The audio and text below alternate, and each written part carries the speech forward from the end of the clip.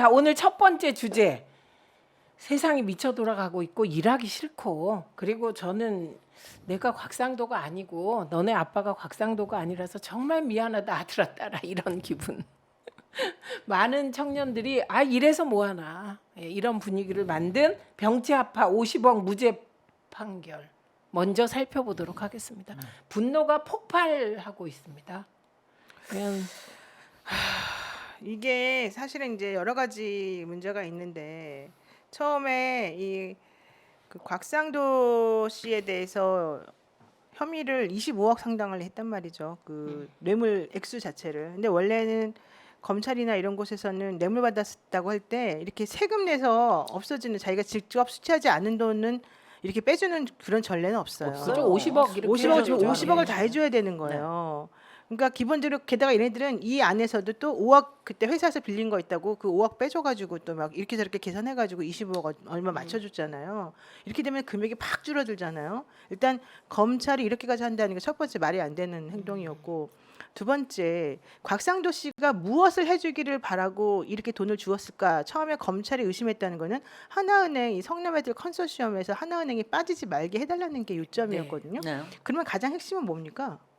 하나은행에 대해 하나은행에 대해서 조사하지. 조사를 해봤어야 되는 거고, 하나은행이 왜 그 당시에 배임을 저지르면서까지, 저는 그게 배임이라고 생각합니다. 예. 배임을 저지르면서까지 자기네들이 취할 수 있는 이득을 한 개도 안 챙기고 쏙 빠져나갔느냐, 왜 도움만 주고. 이거는 이재명 대표에게 가해진 것하고는 차원이 다른 완벽한 은행장의 배임이거든요. 배임이죠. 근데 그런 거는 조사를 제대로 안 한 거예요. 조사를 제대로 안 했기 때문에 그와 관련한 내용이 이 재판에서 사실은 제대로 밝혀지기가 어려운 부분이 있었다는 겁니다. 그러다 보니까 곽상도 씨가 뇌물을 받았어? 무슨 행동을 해서? 이제 이렇게 포커스가 가져야 되는데, 일단 뇌물은 직접 받은 게 아니니까 아들에게 갔다라고 치면 이거 직접 뇌물죄를 하는 것도 원래 이상하거든요. 원래는 제3자 뇌물죄를 해줘야 돼요. 그리고 제3자 뇌물죄는 다른 뇌물죄랑 틀려서 부정한 청탁이 들어가야 돼요. 그럼 여기서 말하는 부정한 청탁은 바로 그 하나은행이 컨소시엄에 개입하게 해주느냐, 자기 배임을 저지르거나 말거나 어쨌든 아무것도 안 챙기고 쏙 빠져나가게 해주느냐, 이거잖아요. 근데 지금 그런 것들이 하나도 안 돼 있기 때문에 이거는 근본적으로 이런 식으로 결론이 나올 수밖에 없게끔 자기네가 만들어준 거 아니냐. 그러니까 검찰이 기소 봐주기 자체가 수사를 했다, 부실 그렇죠. 수사를 기소 했다. 자체가 설계된 기소였다. 그렇죠. 그러니까 자기네끼리 이제 짜고 치는 기소다. 아, 근데 그러니까 이건 짜고 부실이 치는 아니다. 기소인데 무죄 나오게. 질문이 아니 그렇게 증거를 대질 않았는데 어떻게 15년을 구형을 해요?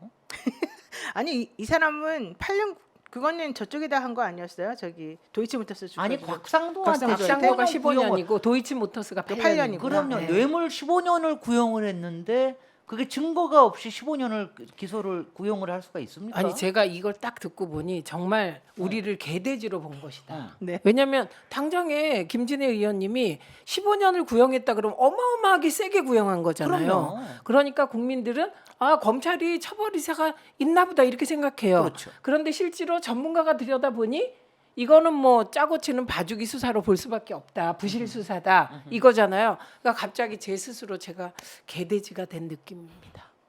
아니지. 우리는, 자괴감이 느껴집니다. 우리는 꽃과 나비지. 아니요. 근데 저는 그렇게 지금 왜냐면 저도 충격을 받은 건 많지만 제가 네. 아까 앞에서도 얘기했지만 이 사람들이 하나하나 지금 자기 묘를 파고 있다라고 하는 게 지금 다 하나하나 자청수를 두고 있다고 생각해요. 이번에 곽상도 이 건이 아마 윤석열 정부 내내 공정과 상식이라는 말이 나오지는 못할 겁니다. 오죽하면 그렇게 요새 침묵하고 있는 대통령실이 나서서 이 판결은 문제가 있다 이런 얘기를 하겠습니까? 그것도 짜고 그만큼 치는 게 위중하게. 아니냐. 아니 근데 짜고 칠 수 있는데 네.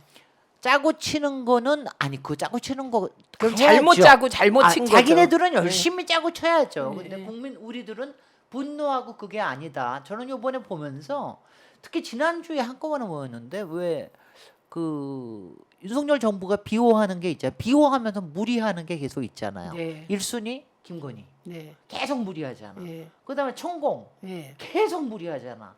이번에 확실하게 드러났지. 검사. 곽상도됐어요. 그러니까 검사. 박영수겠지. 박영수 그렇죠. 그러니까 박영수가 하여튼 검사 그러니까 이른바 검언 유착, 그다음에 검사 카르텔, 특수부 검사 특수부 검사 카르텔 이거를 그야말로 신성시한다. 그거를 위해서는 지금 온갖 종류의 작전을 다 짰는데 요번에도 이거는 하나 들킨 거라고 봅니다. 저는 국민들께 들킨 거지.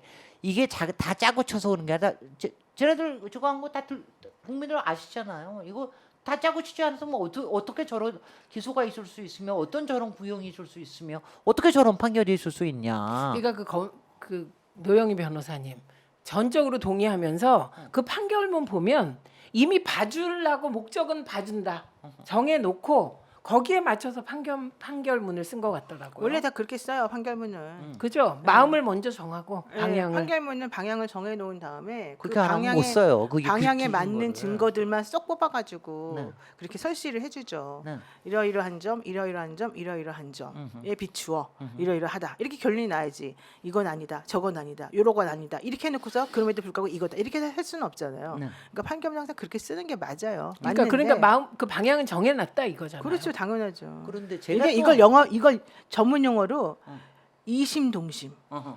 이심전심. 이심 동심으로 우린 하겠습니다. 그래, 염화시 중에 미소 막 이렇게 우리가 아니 보통 근데 정말 만약 그렇게 문제가 있었으면은 기소에 문제가 있었으면은 판사도 그 과정에서 좀 더 성명을 시키거나 뭔가 요구를 할 수가 있는 거 아니에요? 원래 그래야 되죠. 근데 그런 걸 안 하고 이렇게 할 수가 있어요?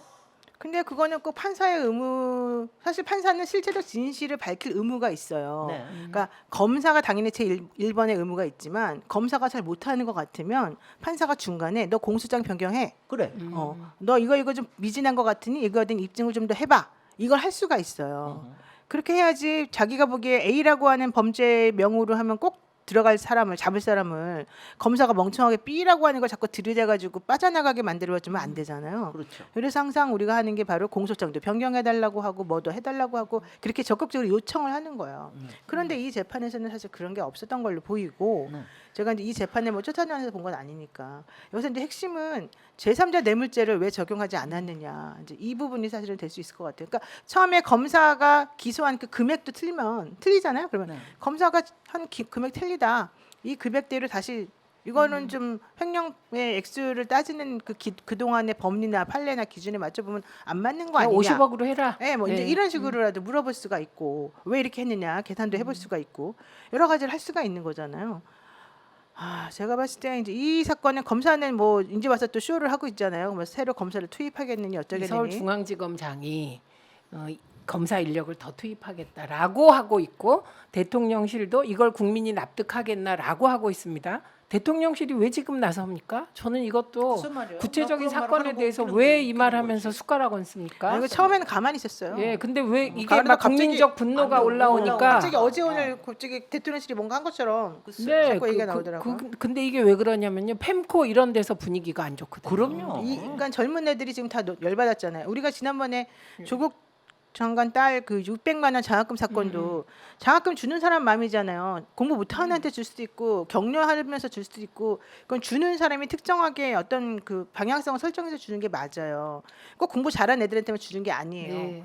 그런 장학금을 줬다고 해서 이 아버지가 민정수석이었고 민정수석이 될 거라고 생각하고 수석도 아니었죠.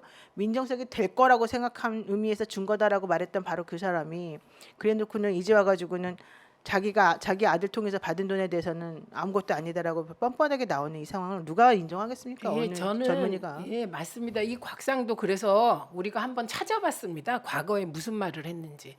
이거 딱 떨어지지 않습니까? 조민 장학금에 대해서 부모 보고 돈 준 거다. 그럼 병채 씨에게 50억 준 거 그거는 병채 씨 보고 준 겁니까? 아니 그리고 이거는 녹취록에도 나오잖아요. 병채 통해서 돈 달라고 곽상도가 계속 그런다. 김만배 씨가 계속 그 얘기를 했어요. 그랬더니 판사가 김만배가 누구누구 통해서 돈 달라고 했다. 뭐 이런 얘기는 믿기 어렵다. 이렇게 또 한마디를 해버려요. 왜 믿기 어려운지 설명해야 되겠죠. 글쎄 말이야. 네, 왜 믿기 어려운지 아세요? 그 믿기 어려운 건 김만배가 허언이라고 돈을 그랬다고. 나누는 과정에서 네, 했다는 거죠. 예. 지금 곽상도 의원이 문 대통령 아들을 집요하게 물고 늘어진 것으로 유명합니다. 그래서 곽상도 대 문준용의 대결이 세간의 관심을 끌었고 문준용의 승리로 다 끝났습니다. 그래서 네. 우리가 문준용을 엄청 칭찬했죠. 대통령 아들이라고 침묵하면 안 된다. 아닌 건 아니다라고 말해야 한다. 근데 그 과정에서 소위 민정수석실이 가만히 있으라고 했는데 문준용 씨가 자기가 나서서 한 거거든요. 그런 용기가 아버지를 구했다. 우리가 이렇게 얘기하는데 저 발언 보십시오. 저거 전부 다 그 악의적인 공격이었습니다. 문준용 씨가 실력 있어서 지원받은 거 그런 걸 전부 무슨 대통령 아들이라 받았다. 뭐 문준용이 아파트 팔아서 2억 3천만 원 남겼다. 시세 차익 남겼다. 저런 것까지 난리를 쳤고요. 따님도 공격했었어요. 예, 딸도 네. 공격했죠. 그때도 문준용 씨가 나서서 동생까지 방어했습니다. 네. 그래서 문준용 문 대통령 임기 끝나면 아빠 찬스 끝.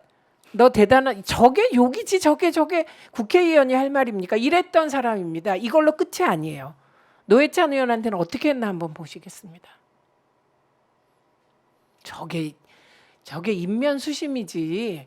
이중성 드러내도 무방한 곳에서 영면하길 조롱한 사람입니다. 예, 또 그다음 볼까요? 여기서 끝나지 않았습니다. 노무현 대통령까지 언급하면서 모욕을 준 사람입니다. 아까 말씀드린 것처럼 네. 왜 김만배 씨가 병치하에 통해서 돈 달래 이렇게 말했음에도 불구하고 그걸 인정하지 않았느냐? 김만배가 남욱 정영학에게 곽병채를 통해서 50억 줘야 된다는 말을 해온 건 사실이다. 게다가 그 구체적인 지급 방안에 대해서 논의한 것도 사실이다. 여기까지 인정을 해요, 판사가. 그러나 이른바 이 돈 분담에 관한 분쟁이 발생한 이후에 곽상도를 포함해서 약속 클럽에 포함된 사람들에게 50억 원을 줘야 된다는 말이 구체화되었고 이거와 무슨 상관이 있습니까? 그렇지 않아요? 네. 그다음에 피고인 곽상도에게 주어야 하는 50억 원의 명목에 대해서 남욱과 정영학에게 이 성남의들 컨소시엄 와해 위기 문제 해결을 연결지어 말한 것은 아니기 때문에 이렇게 말해요. 이거는 무슨 상관이죠? 그러니까 50억을 줘야 된다라고 말을 한 게 여러 곳에서 있었었고 그 사람에게 실제 구체적으로 어떻게 돈을 줄 것인가를 지급 방법을 논의를 했었다라고 한다면은 그 성남의 딸 컨소시엄 와해 위기 문제 해결을 연결자 말하지 않았다는 그 한 가지만으로 실제 김만배 말을 다 무시해도 된다는 거냐? 제가 지금 그걸 지금 네. 말씀드리고 싶은 거예요. 그러니까 제가 오늘 이제 준비해달라는 자료를 준비를 안 해가지고 제가 못 보여드리는데 이거 말로만 하면 여러분 헷갈릴 수 있습니다만 어쨌든 판사가 그러니까 판결문을 쓸 때 상당히 이상하게 썼다는 걸 제가 말하고 싶은 거예요. 말하자면은 이 판사에 대해서 무슨 조치를 취할 수는 없어요? 판사에 대해서는 욕해 주는 수밖에 없겠죠. 아니 예를 들면 판사 탄핵 뭐 이런 게 있습니다. 그런데 우리나라에서는 사실은 지난번에 이탄희 의원이 뭐 그 관련된 한번- 주장을 많이 했는데 아니 탄핵까지 했는데 헌재에서 각하했죠. 네 그래서 마지막 성역이 법조계 네, 어쨌든 중요한 건 이거였어요. 제가 이제 깜짝 놀랐던 거는 곽병채가 받은 돈과 이익을 피고인 곽상도가 직접 수수한 것으로 평가할 수 있는지 여부에 관한 판단. 이게 이제 판사들이 돌린 판결문의 이유예요. 이게 정말 여러분들이 잘 들어보시면 곽병채가 곽상도의 대리인으로서 금품이나 뭐 이익이나 뇌물을 수수한 것은 아닌지 의심이 들기는 한다. 이거 제가 조금 말을 좀 정돈해서 그냥 전해드립니다. 그런 의심은 한다. 나도 판사인데 내가 봤을 때도 의심스럽긴 한다. 다만 곽병채한테 급여 및 지출 내역, 화천대유 곽병채에 대한 법인카드, 대리한테 법인카드 주는 회사는 내가 잘 못 봤지만 어쨌든 법인카드, 게다가 법인 차량, 사택 제공 그리고 5억 원 대여 이것만 해도 엄청난 혜택 아니겠습니까? 이런 사정만으로는 성인으로 결혼해서 독립적인 생계를 유지한 곽병채에 대한 법률상 부양 의무를 부담하지 아니하는 피고인 곽상도가 지출할 비용을 면하였다고 보기 어렵고 곽상도와 곽병채 사이의 통화 내역 증가 등은 곽상도의 배우자의 건강 악화와 사망 이후 상속재산 정리 문제 등으로 인한 것일 가능성을 배제하기가 어려워. 곽상도가 완전히 화천대유를 받은 성과급 운영과는 직접적으로 관련짓기 어렵고 이게 다 간접적으로 관련이 된다는 얘기죠. 또 하나 피고인 곽상도가 받은 그 수령 계좌에서 일부가 곽상도한테 직접 지급된 증거가 없고 곽상도를 위해서 사용되었다고 볼 사정도 없고 검사가 제출한 증거만으로는 합리적 의심의 여지 없이 증명되었다고 볼 수가 없다. 그 합법적 상속이네요. 그러니까 그러네요. 우회적 뇌물의 우회적 상속이지. 근데 이 사람은 이걸 간과한 거죠.